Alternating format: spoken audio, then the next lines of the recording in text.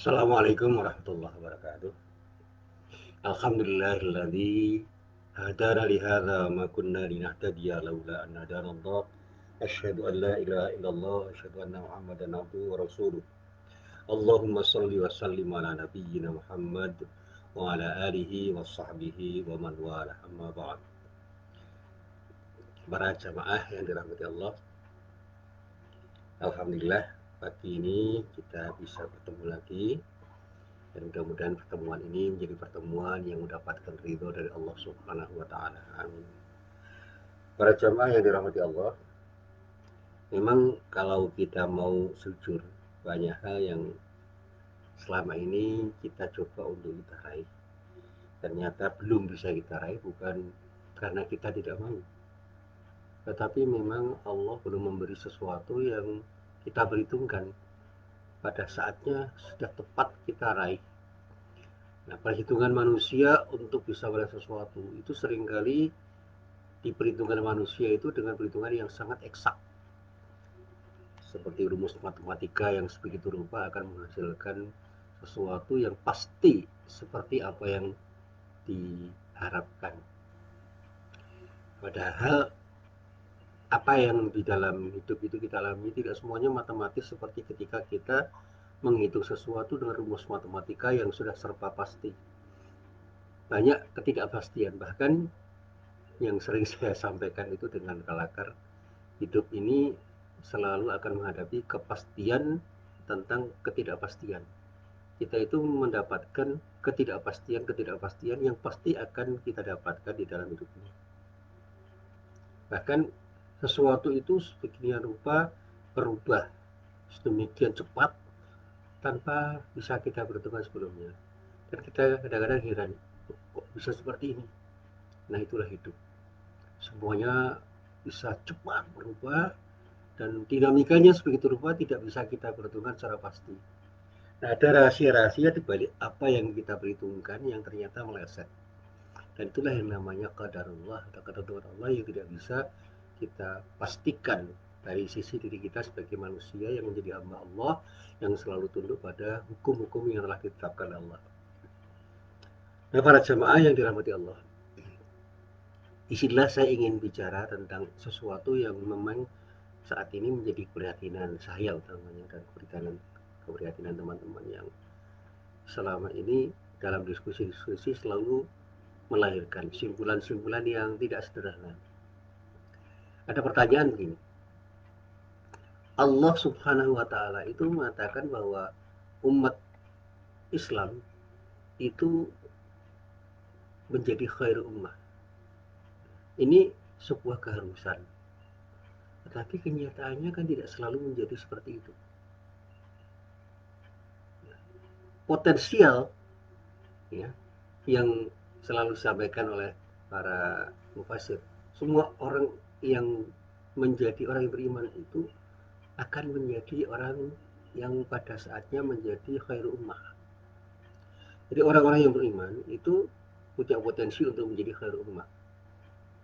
Tetapi aktualisasinya itu membutuhkan ikhtiar yang luar biasa, dan pada saatnya ikhtiar itulah yang akan menentukan seperti apa dia mereka itu akan jadi bagian dari umat yang ada di sekitarnya.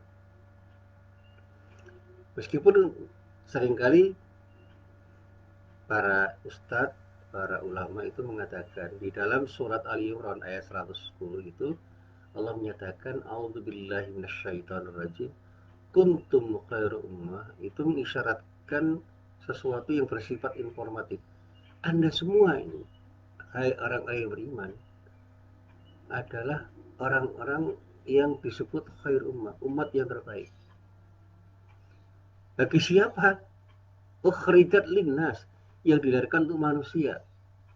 Disebut bukan dalam pengertian yang pasti akan menjadi karena tiba-tiba terjadi, tetapi ada persyaratan. Jadi di antara umat manusia kita ini adalah umat yang terbaik. Nah, karena apa? Disinilah kemudian para ulama menjelaskan ada sebab-sebab yang bisa mengakibatkan kita itu menjadi khairul ummah. Nah, Di dalam ayat ini ada 3 hal yang saling mengait. Yang pertama, ta'muruna bil ma'ruf wa tanhauna 'anil munkari wa tu'minuna billah. Di ketika kamu semua itu mau beramar ma'ruf, bernahi mungkar, dan beriman kepada Allah. Jadi ada 3 hal yang disebutkan di sini. Beramar ma'ruf artinya kita menyuruh, mengajak orang untuk berbuat baik dengan ukuran-ukuran kebaikan yang memang nyata di dalam kehidupan, selaras dengan apa yang telah digariskan oleh Allah untuk kita wujudkan di dalam kehidupan kita di antara umat manusia. Kemudian mencegah dari yang mungkar artinya mencegah terjadinya sesuatu yang tidak baik di kalangan umat manusia yang memang oleh Allah itu sudah dinyatakan di dalam syariatnya dan pada saatnya harus kita pahami. Di dunia ini ada 2 hal yang saling berseberangan. Yang pertama ma'ruf, yang kedua mungkar. Ma'ruf itu hal-hal yang baik yang terkait dengan kebaikan yang sifatnya universal yang memang disyariatkan oleh Allah yang kemudian harus diwujudkan di dalam kehidupan nyata.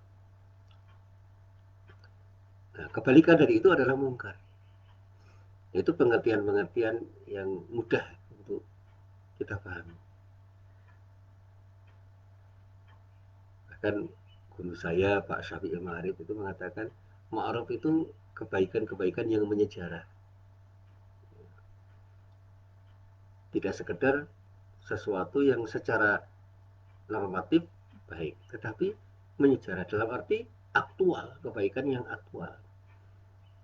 Sehingga sesuatu yang potensial baik itu menjadi baik disebut ma'ruf di saat sesuatu yang potensial jadi baik itu diaktualisasikan menjadi kebaikan-kebaikan. Satu contoh misalnya, bertegur sapa itu baik. Tapi cara bertegur sapa, di mana dan kapan ketika kita berinteraksi dengan orang itu harus kita wujudkan menjadi sesuatu yang memang pada akhirnya mengakibatkan kebaikan di antara kita.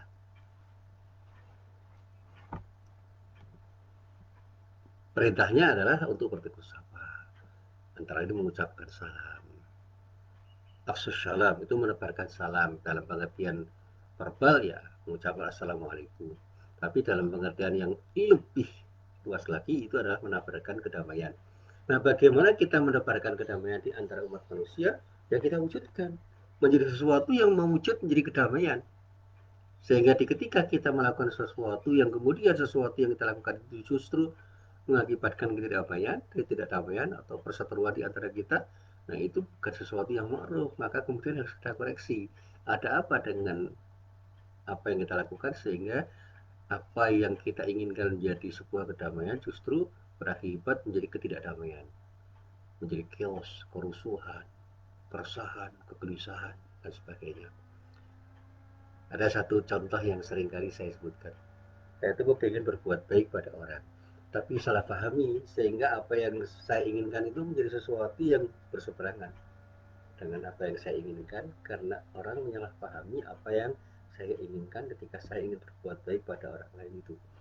Nah, disinilah saya harus mengoreksi. Ternyata cara saya berbuat baik itu salah karena saya dalam bahasa Jawa tidak mulun, tidak permisi dulu, tidak melakukan sesuatu yang membuat orang yang saya melakukan dengan baik itu siap menerima kebaikan yang saya lakukan dengan membangun komunikasi yang baik sehingga apa yang saya lakukan itu diterima oleh Allah Subhanahu wa taala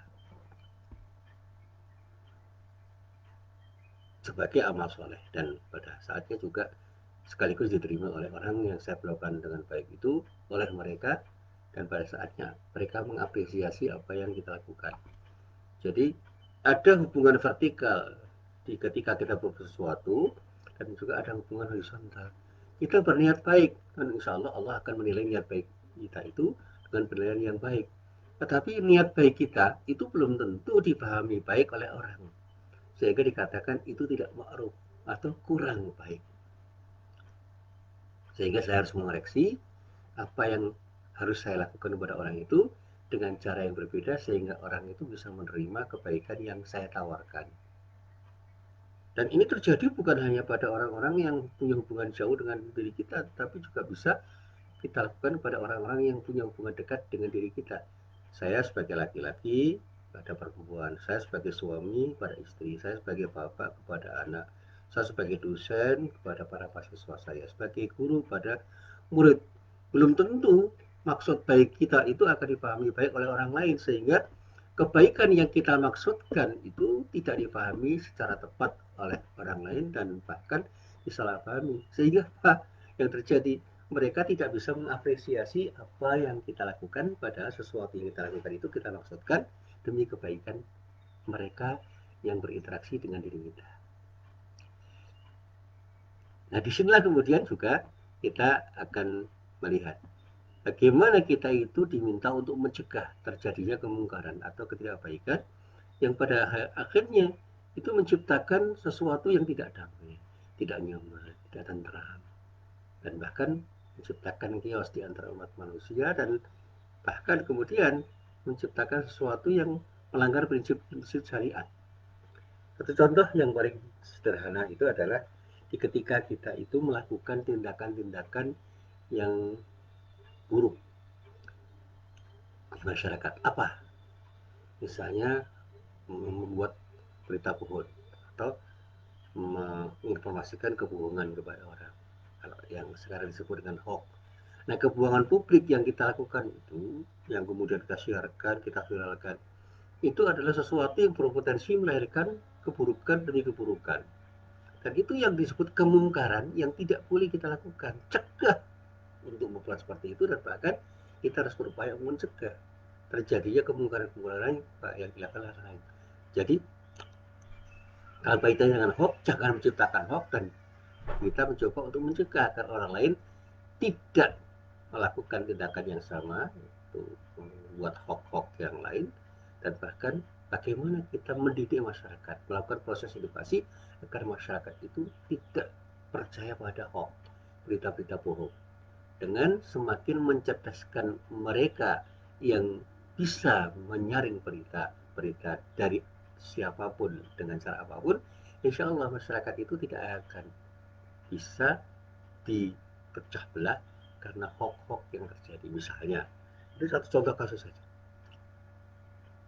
Sehingga kata ta'muruna bil ma'rufi wa tanhauna 'anil munkar itu bisa kita pahami dengan sederhana, jangan pernah kita itu berbuat sesuatu yang menciptakan keburukan, mengakibatkan keburukan, dan berbuatlah sesuatu yang pada akhirnya menciptakan kebaikan. Dan yang lebih penting dari itu semua adalah jaga iman kita, kuatkan iman kita, perkokoh iman kita, sehingga iman kita kepada Allah itulah yang akan bisa menjadi pijakan kita untuk beramar ma'ruf nahi munkar selamanya, dimanapun, kapanpun, dengan siapapun kita berhadapan, sehingga apapun yang kita lakukan itu akan berbuah menjadi sesuatu yang terbaik karena ridho dari Allah Subhanahu wa Ta'ala. Sehingga kata kuntum khairu ummah ukhrijat linnasi ta'muruna bil ma'ruf wa tanhauna 'anil munkari wa tu'minuna billah, itu bisa kita pahami, kita hanya akan bisa menjadi umat yang terbaik ketika kita itu punya iman yang kokoh, dan dengan iman yang kokoh itu kita lakukan tindakan-tindakan yang ma'ruf, dan kita cegah untuk melakukan tindakan-tindakan yang mungkar dengan cara yang terbaik. Lalu ada kata-kata yang tertuang dalam kalimat, walau amana ahlul kitab lakana khairan lahum. Sekiranya ahli kitab itu beriman, tentulah itu lebih baik bagi mereka. Nah, kenapa dikatakan seperti itu? Karena tidak semua ahlul kitab itu menjadi orang-orang yang beriman pada waktu itu. Bahkan dikatakan minhumul mu'minun, memang ada sebagian dari mereka yang beriman, wa aktsarhumul fasiqun, tetapi mayoritas atau kebanyakan dari mereka, orang-orang yang disebut dalam kitab itu adalah orang-orang yang fasik, yang keluar dari aturan-aturan, ajaran-ajaran, sesuatu yang disyariatkan oleh Allah dalam kitab-kitab Allah yang seharusnya mereka taati. Nah, kalau kita sederhanakan, mereka disebut orang beriman itu adalah orang-orang Yahudi dan orang-orang Nasrani. Seharusnya ketika mereka berpegang teguh pada syariat Allah, mereka akan menjadi umat yang terbaik. Tetapi karena mereka tidak mau berpegang teguh pada syariat Allah, mereka tidak menjadi umat yang terbaik, bahkan menjadi umat yang tidak baik, dan bahkan menjadi umat-umat yang menciptakan chaos, terpinggirkan karena ketidakmauan mereka untuk menaati syariat-syariat Allah yang telah ditetapkan oleh Allah pada mereka. Nah, para jamaah yang dirahmati Allah, saya selalu mengatakan begini, Islam itu adalah agama yang diwahyukan oleh Allah Subhanahu wa taala sebagai pedoman hidup bagi seluruh manusia, dengan tujuan agar para manusia itu memperoleh kebahagiaan dalam hidupnya, di dunia wal akhirah, di dunia dan di akhirat. Nah, kebahagiaan yang dicita-citakan di dalam ajaran Islam itu adalah kebahagiaan dalam arti yang sesungguhnya, yang meliputi kebahagiaan individu maupun kebahagiaan yang bersifat kolektif, kebahagiaan keluarga, bahkan kebahagiaan rakyat semua, yang pada saat rakyat semua itu taat kepada Allah dan Rasulnya, atau dalam kata lain melaksanakan syariat Allah, akan menjadi kebahagiaan yang bersifat jasmani maupun rohani. Artinya apa? Secara jasmani dan rohani mereka akan sehat, menjadi kebahagiaan di dunia wal akhirah, dunia akhirat. Singkatnya, Islam itu kalau diamalkan syariatnya akan menciptakan kebahagiaan dalam arti yang seluas-luasnya. Pertanyaannya, apakah orang Islam itu telah melaksanakan syariat Islam itu dengan baik dan benar atau belum?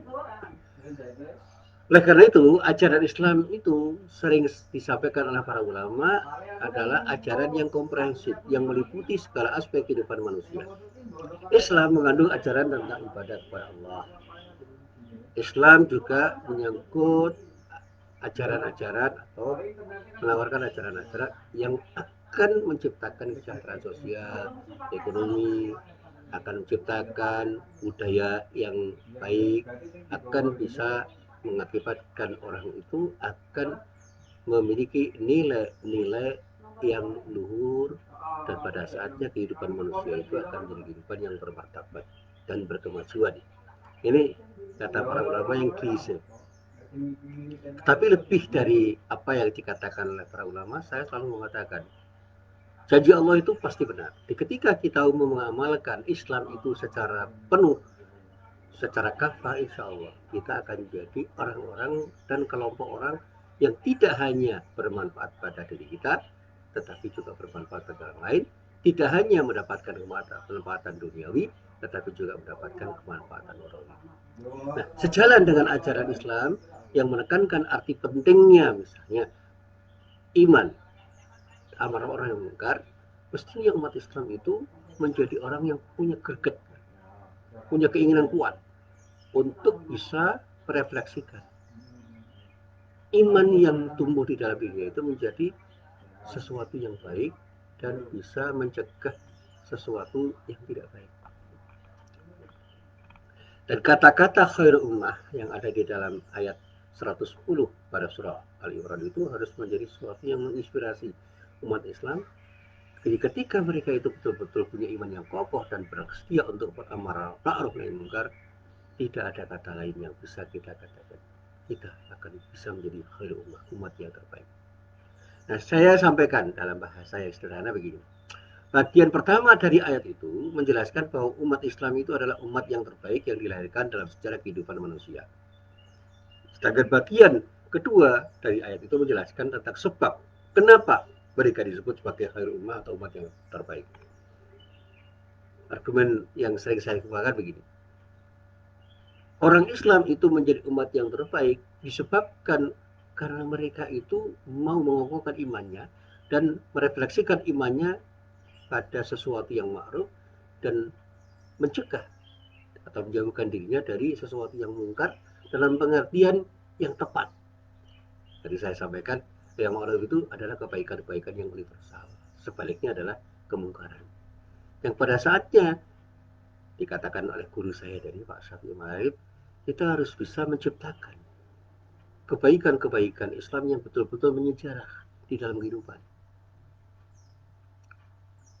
Jangan hanya mengatakan sesuatu yang baik secara normatif dan kemudian tidak bau mewujudkan atau membuktikannya di dalam kehidupan nyata. Ayo, ciptakan kedamaian. Jangan hanya menyuruh orang menyampaikan salam dengan salam-salam yang bersifat simbolik. Assalamualaikum, assalamualaikum kemana-mana. Ucapan lisannya assalamualaikum, tetapi tindakannya justru menciptakan kedamaian. Itu berseberangan. Memang ada paradok di sini. Islam itu agama yang seharusnya menciptakan kedamaian, tetapi banyak di antara umat Islam itu yang justru pada saat mereka hidup di masyarakat tidak menciptakan kedamaian, bahkan mengusik. Kehadirannya mengusik. Nah, orang seperti itu bukan orang Islam yang benar. Mereka mengaku berislam, tetapi iman yang seharusnya melahirkan amar ma'ruf nahi munkar itu ternyata tidak menyejarah menjadi kehidupan yang betul-betul memberi manfaat pada orang lain, bahkan memberi mudarat pada orang lain.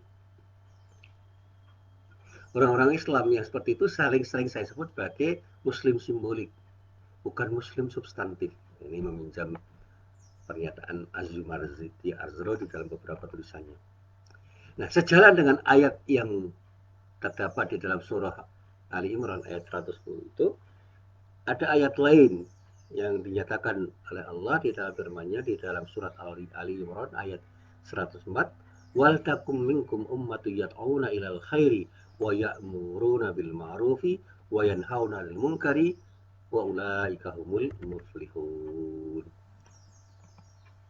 Nah, di dalam ayat ini dinyatakan, dan hendaklah ada di antaramu segolongan umat yang menyuruh kepada kebajikan, menyuruh kepada yang ma'ruf, dan mencegah dari yang mungkar. Mereka lah orang-orang yang beruntung. Nah, dalam ayat itu ada kata-kata bagaimana kita itu punya kesadaran untuk bisa menyeru kepada yang disebut al-khair, kebajikan. Apa al-khair itu? Yaitu kebaikan universal yang diajarkan oleh Islam. Lalu ada kata tak ma'ruf dan ada kata-kata mungkar. Sedangkan yang dimaksud al-ma'ruf di dalam ayat ini adalah kebiasaan atau adat istiadat yang baik yang selaras dengan ajaran Islam. Sebaliknya yang dimaksud dengan al-munkar adalah adat kebiasaan atau adat istiadat yang tidak selaras dengan ajaran Islam. Sehingga ketika kita bicara tentang budaya, ada istilah urf. Nah, urf itu adat istiadat. Ada urf sahih, adat istiadat yang baik yang selaras dengan prinsip Islam. Ayo laksanakan. Tetapi ada yang disebut uruf fasid, uruf yang rusak, yaitu adat istiadat yang tidak selaras dengan ajaran Islam. Tinggalkan. Sehingga ketika kita diminta untuk melestarikan budaya, kita harus selektif. Budaya mana yang harus kita lestarikan? Adat istiadat mana? Kebiasaan seperti apa yang harus kita lestarikan? Ya mestinya budaya yang selaras dengan prinsip-prinsip ajaran Islam. Sedangkan budaya-budaya yang justru berseberangan dengan prinsip-prinsip ajaran Islam, tinggalkan. Misalnya budaya-budaya yang berbau syirik, tinggalkan. Tapi budaya bermuara pada konsep tauhid, ayo kita laksanakan, kita endorse, kita dukung untuk melaksanakan semuanya itu. Sekarang ada budaya silaturahim, itu kan selaras dengan ajaran Islam, ayo kita laksanakan. Budaya gotong royong itu prinsipnya sama dengan ta'awun, ayo kita laksanakan. Budaya terposliro, nah, itu kan terkait dengan ajaran tasawuf di dalam Islam, ayo kita laksanakan. Budaya ta'aruf itu sama dengan prinsip ajaran Islam yang mengajarkan pada diri kita untuk saling mengenal. Ayo laksanakan. Tapi budaya-budaya yang justru menciptakan ketidakbaikan jangan kita laksanakan. Seperti budaya judi, jangan dilaksanakan. Oh, itu sudah menjadi adat istiadat kita laksanakan, jangan. Budaya sabung ayam dengan bertarung, budaya-budaya yang terkait dengan bagaimana orang itu memainkan dadu untuk berjudi, jangan dilaksanakan. Itu yang disebut dengan urf fasid. Meskipun masyarakat digemari. Bahkan saya seringkali mengatakan gini, di dalam Al-Quran itu ada sesuatu yang dijelaskan tentang ciri-ciri manusia yang akan memperoleh keberuntungan karena mereka itu betul-betul beramar ma'ruf nahi munkar dengan baik dan benar, sehingga mereka disebut dengan al-muflihun, seperti yang disebut di dalam surah Ali Imran ayat 104, wa ulaika humul muflihun. Siapa mereka itu? Indikator-indikator itu bisa kita lihat di sini. Saya mencoba untuk melihat secara agak detail. Ada 7 indikator yang bisa kita jelaskan di sini. Yang pertama, orang yang disebut al-muflihun itu adalah mereka yang beriman kepada Allah, yang pada saatnya bisa merefleksikan imannya dengan tindakan untuk mengatur dan menentukan terjadinya sesuatu yang baik. Jadi orang yang disebut al-muflihun adalah orang yang beriman, yang menciptakan kebaikan, yang menumbuhkan kebaikan. Sehingga sesuatu yang tertanam di dalam hati, yang mendorong dirinya, itu adalah sesuatu yang terus mendorong dirinya untuk berbuat baik untuk siapapun, dimanapun dan apapun. Ini orang-orang yang disebut al-muflihun.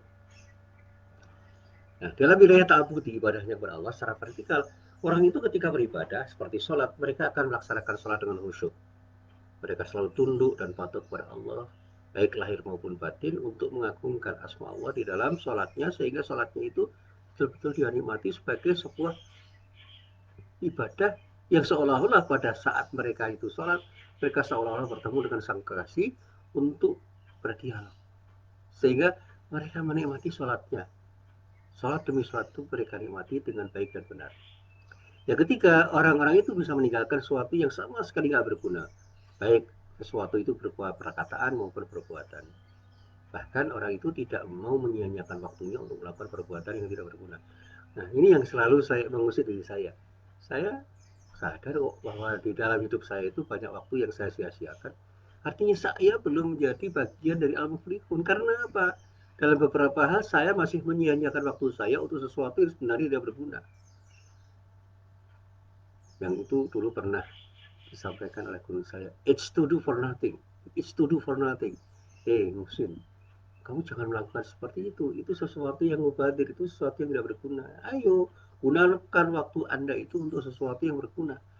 Berguna dalam arti yang utuh. Berguna untuk kepentingan hubungan Anda dengan Allah, dan berguna untuk kepentingan hubungan Anda secara horizontal dengan umat manusia atau dengan makhluk Allah di dunia. Tinggalkan sesuatu yang tidak berfaedah. Lakukan sesuatu yang berfaedah agar Anda menjadi bagian dari orang-orang yang disebut dengan al-muflihun.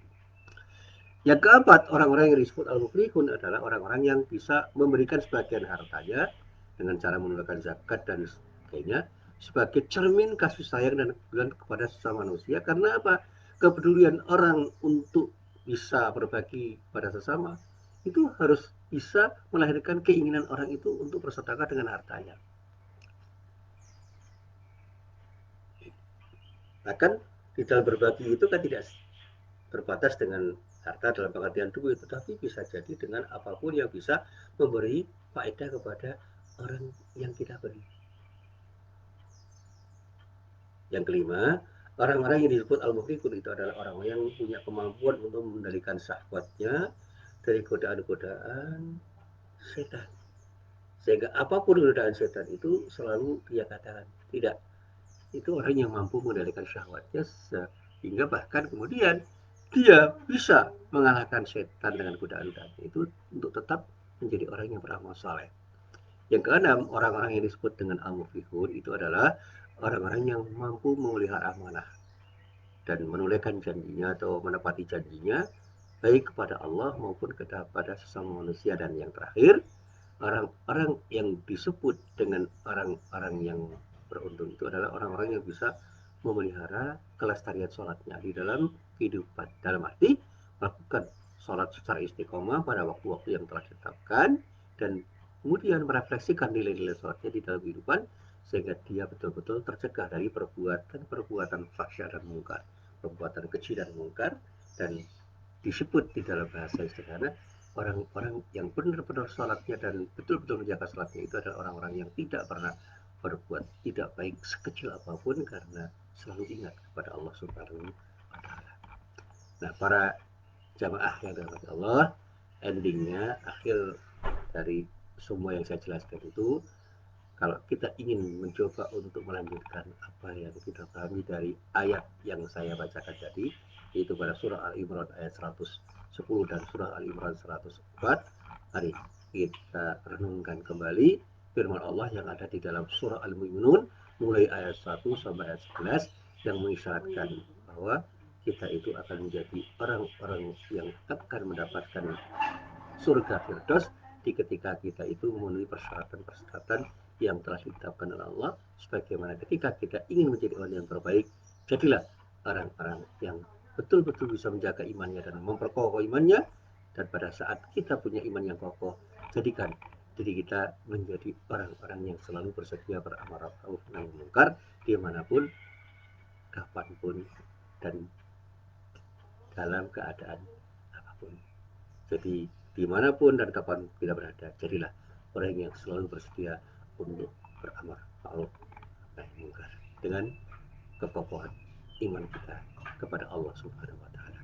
Inilah apa yang bisa saya sampaikan dalam pengajian pagi hari ini, mudah-mudahan bermanfaat. Billahi taufiq wal hidayah. Assalamualaikum warahmatullahi wabarakatuh.